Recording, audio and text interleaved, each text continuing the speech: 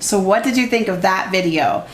Here we are, these two men walking down the road headed to Emmaus, and they are still filled with sadness and a lot of confusion because they have heard things about their precious Jesus and they're not sure what to believe. I think that I can really relate to that feeling of not knowing what to believe, especially in this really bizarre time that we're in right now. Maybe your parents feel the same way. One minute I hear a report that tells me that things are looking better and things are looking good in other countries and things are going to go back to normal really soon. And then the next minute I read a report that tells me that things were not better in China and now we're not sure what to do. And it's just confusing. It's confusing to be a parent right now, to know, is it okay to take my kids to this place? Is it okay to let their uncle come over to see them? It's got to be confusing to be a kid right now. Why can't I see my friends? Why can't I just go to school? Why can't I ride my bike with the kid across the street? It's confusing. And so I can understand how these disciples of Jesus must have felt when they had heard that he was not in the tomb, but that didn't seem to make sense. So they're walking along the road and all of a sudden someone they've never met starts walking with them. Now we know it was Jesus, but Jesus did something. He did something to their hearts or their minds to keep them from knowing that it was him. Because I think Jesus wanted to get an idea of where their hearts were. What were their hearts feeling? And so he stayed a stranger to them so that they could start to kind of unpack what they were feeling. It gave them a chance to express their hearts. And I know that that is a really good way to work through our feelings, to talk them out. My kids, when I can tell on their faces or in their behaviors that something is bothering them in their hearts, I try to ask a lot of questions to see what's going on in there. I bet your parents do the same thing. And so as you start talking about your feelings, it becomes something that you feel a little bit more, you can manage a little better, or you understand a little better. And I think Jesus wanted to let these people express their worries and their fears, and he wanted to hear them. And then he also wanted to say, hey, wait a minute, didn't you remember what I told you?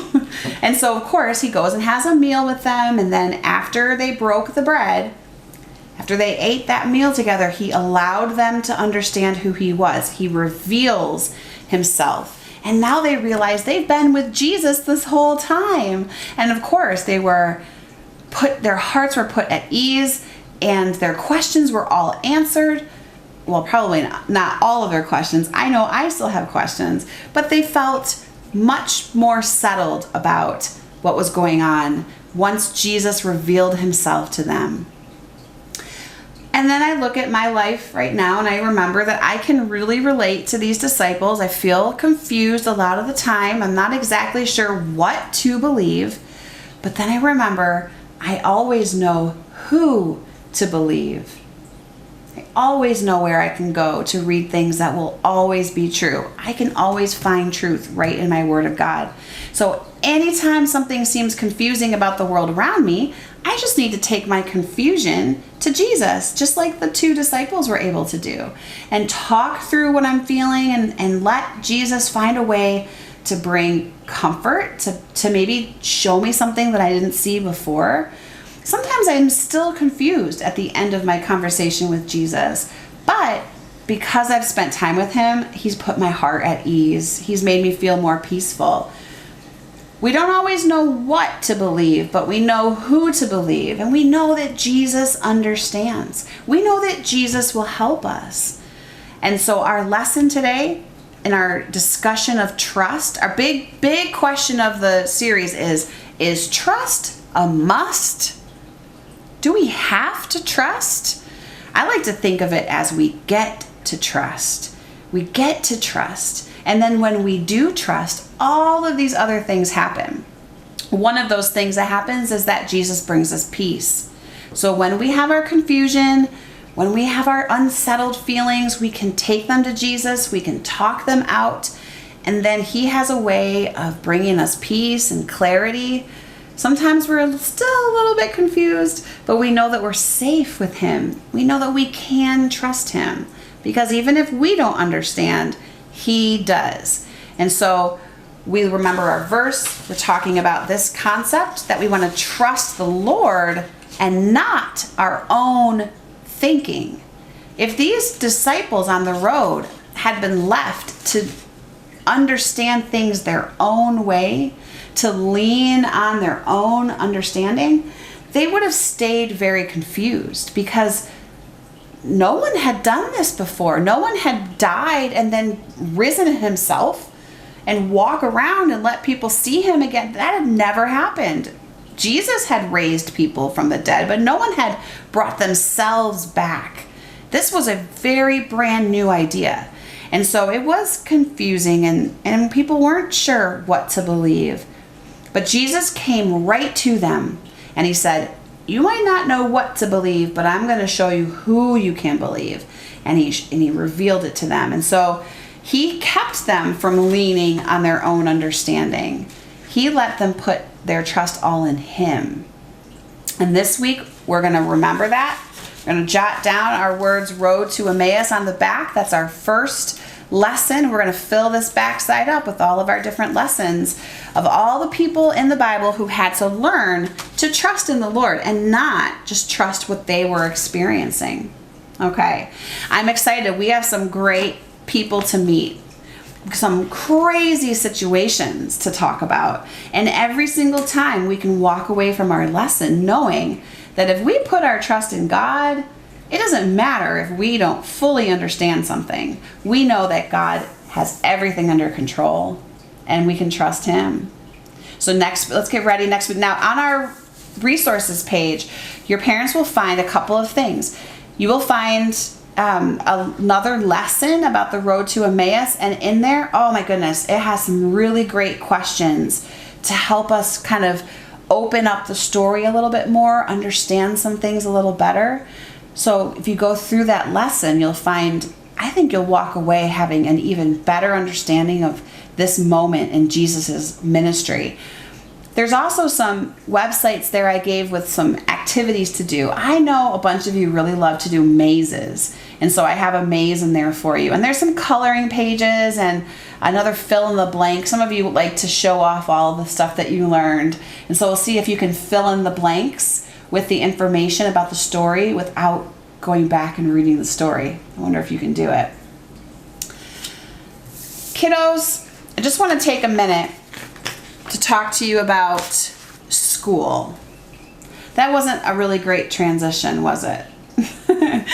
I was thinking in my brain about whether or not you found Dudley. That's kind of what my brain was thinking. And then I just switched all of a sudden. So I wonder if you found Dudley. I wonder if he's tricky. I think he's tricky today. I wonder if you figured out where he is. I don't know. But I want to talk to you about school. This is what I want to say. I have 3 kids in my house who are doing the digital learning. They get their Chromebooks out in the mornings, they get to work, and they get through all of their list of things to do. And we do this every day, Monday through Friday. And I've been talking with a lot of your moms, just because a lot of your moms are my friends, and I've been hearing that it's just the same in your house as it is in my house. Some of the days, you do not feel like doing it at all. Like, not even a bit. And sometimes certain parts of your lessons are not your favorite. Let me give you an example. Jeremiah does not like phonics. Nothing about it. He doesn't like it. He yells at the computer lady. It's not his normal teacher, and I think that's part of it, but she repeats herself over and over and over again, and he's like, stop saying it! You already said that! He's really mad about it the whole time. And we do phonics on Mondays and Wednesdays, and Mondays and Wednesdays are our longest days because Jeremiah has phonics. It's not fun. And then another thing that they don't really like, well, Tucker and G are okay, but they don't like Dreambox all that much. And I already know Phoenix does not like Dreambox. And I wonder if there's anybody else out there who's not liking Dreambox. And some of you are doing different kinds of lessons. Some of you are older and you don't do those same kind of things So maybe there's a portion of your lesson that you really don't like. Maybe you don't like your math and you don't like the way you have to do math. Maybe some of you really don't like doing flip grids or inserting photos of your work or having to show your work. Oh, that's not always fun to do. Let me tell you, I get it. I do. I understand it. And I know that it feels like you've been doing it forever and it's not your favorite way to learn. It would not be my favorite way to teach, I can tell you that. I like to teach in a way where I'm right with you and I can put my hands on your shoulder and say, hey, you got it, you're doing great. Or I can say, hey, let me try a different way of showing you how to do this because I can tell that you're not liking it this way. I bet your teachers are just as frustrated as you are. And I bet they wish that they were in your classroom as much as you wish that you were in your classroom. I want to help.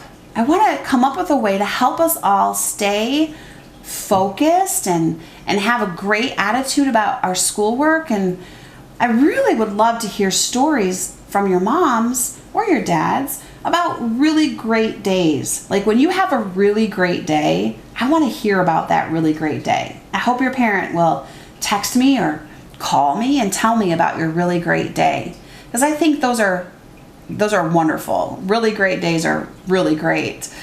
I'd like to hear about them. And I'd like to encourage you that even though it feels like this is weird and it's going on forever and it's never going to end, there's only 26 days of school. That's it. That's all we have. Not just for digital learning, for the entire year. In 26 days of school, we'll be done. Now, that's not 26 days because we got to count Saturday and Sunday in there too. But 26 days of sitting down with your Chromebook. You can do 26 days. That's nothing. My goodness, you just spent 40 days giving up YouTube or giving up chocolate or giving up soda or I don't know what you gave up. For 40 days, you can do 26 days of school. Absolutely. So let's do it together. Let's count them down. When we come back here on Sunday next week, we'll talk about how many days are left and let's just get through it. Let's find a way to make it fun. There's gotta be a way to make it fun. I have a couple of ideas. I'm not telling you. They're surprises. Don't even ask me. They're gonna be surprises. But a couple of ways of making it a little bit more fun for you. So be watching for that. But what can you do? What can you do to make it a little bit more fun? You know what JJ and I do? Every time he finishes something that he doesn't like, we have a thumb war. And he beats me pretty much every time. Now, usually he does that little sneak attack thing and that's totally not fair, but he still beats me. What could you do that's fun? Sometimes Gabriel, when he finishes something, he goes and rides his bike around real quick and then comes back. There's gotta be something that you can do. So let's share our ideas. Let's hear about the things that work and let's do 26 more days of school and then we're done for the summer. I can't wait. All right, I'm checking in with you about this. Let's have good attitudes about school. And it has become my number one prayer request for my kids and my Canvas kids is that we can do 26 days with a great attitude and a joyful spirit.